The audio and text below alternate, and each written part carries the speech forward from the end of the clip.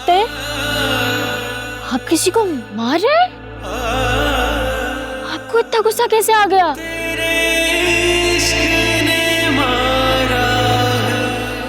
मुझे और अकरम को तो ना पहले ही अंदाजा था जब हमने आपके हाथ में वो बैंडेज देखी थी। वैसे लड़कों की ऐसी लड़ाइयाँ अक्सर लड़कियों के लिए होती हैं। आप किसके साथ थे?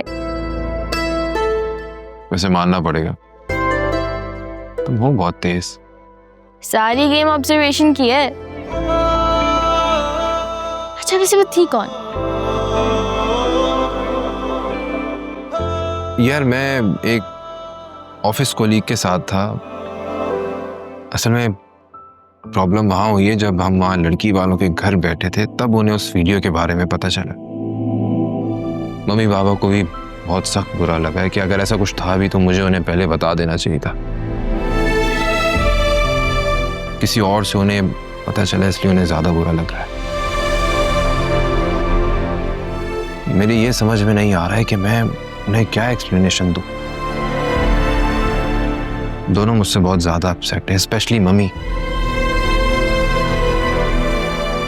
अगर ये सब वहां ना हुआ होता ना तो आज सिचुएशन बहुत बेहतर होती।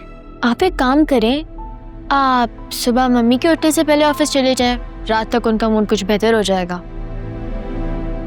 आई थिंक यू आर राइट। ये सोल्यूशन बेहतर लग रहा है कुछ। Even a better idea. आप एक काम करें, आप कल रात मम्मी को डिनर पे लेकर चले जाएं, उनका मूड बहुत अच्छा हो जाएगा। Junaira you are right, but उन लोगों का क्या जिनके घर हम रिश्ता लेकर गए थे और ये सारा फसाद हो गया वहां पे। भाई अभी आपको अपने घर और अपने पेरेंट्स की फिक्र करनी चाहिए। वहां पे भी सब सेट हो जाएगा, उनको आपसे बेहतर दामाद नहीं मिलेगा।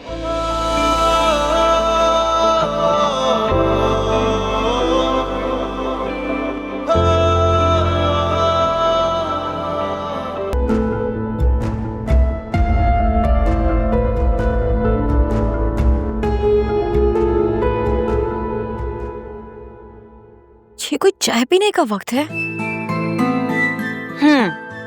चाय पीने का कोई वक्त नहीं होता है। चाय पेश करने वाले का सिर्फ एक ही मकसद होता है कि कुछ देर बैठ के बात कर ली जाए। क्या ही बात हो सकती है, पता नहीं बात करने के लिए कुछ बचा भी है या नहीं। वो वीडियो देखने के बाद बाबा इस रिश्ते के लिए हाँ नहीं करेंगे। जब बात करोगी तो बात बनेगी ना। मैं तो कहती हूँ चुपचाप बाबा को बता दो कि मैं ही वो लड़की थी जिसके लिए आपका दामाद आग में कूदने को तैयार था।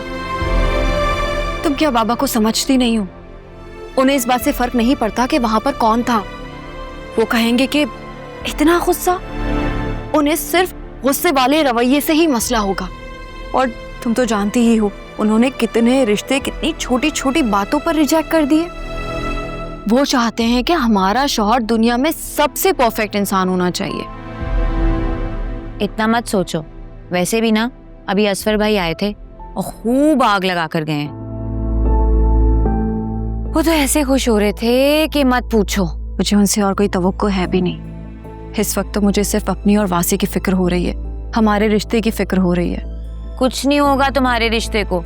जितना सोचोगी ना उतना ही खुद को हल्कान करोगी।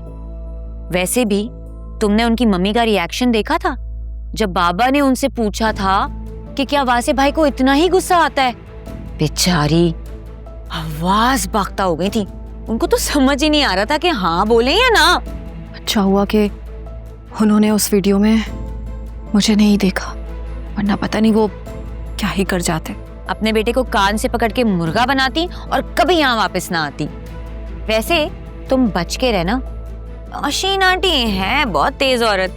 यार आंटी का नंबर तो बहुत बाद में आएगा, पहले तो मुझे ये रिश्ता होते हुए दिखाई नहीं दे रहा। कुछ दिन सब्र कर जाओ, सब ठीक हो जाएगा। बाबा ने ना अपने एक दोस्त से वासे भाई की इंक्वायरी का कहा है। हाँ, बाबा को ना किसी एजेंसी में होना चाहिए था। स्टेट एजेंसी कैसी रहेगी? फिजा तुम भी ना। बस मेरी ये दुआ है कि तुम हमेशा ऐसे ही हंसती रहो। इंशाअल्लाह। ये चाय शक्ल से तो बहुत ही बुरी लग रही है।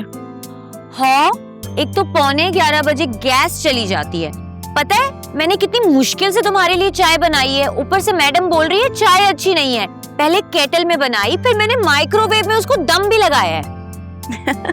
अरे मजाक कर रही हूँ, चाय वैसे बहुत अच्छी बनी है, बस शक्ल से ही बुरी है। हमेशा ऐसे करती हो तुम।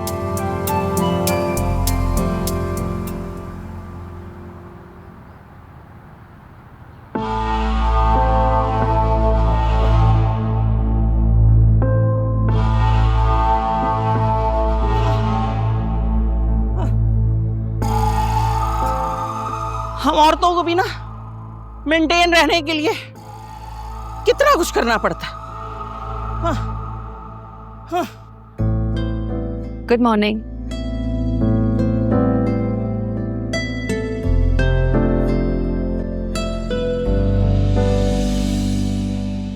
सुनो, फराज साहब कहाँ हैं? तुम्हें नहीं पता? उन्होंने तो रिजाइन कर दिया। वो तो नोटिस पीरियड भी सर्व नहीं करके गए। क्या फराज साहब ने मेरी वजह से जॉब छोड़ दी? नहीं, ऐसा नहीं हो सकता। शायद यही वजह हो।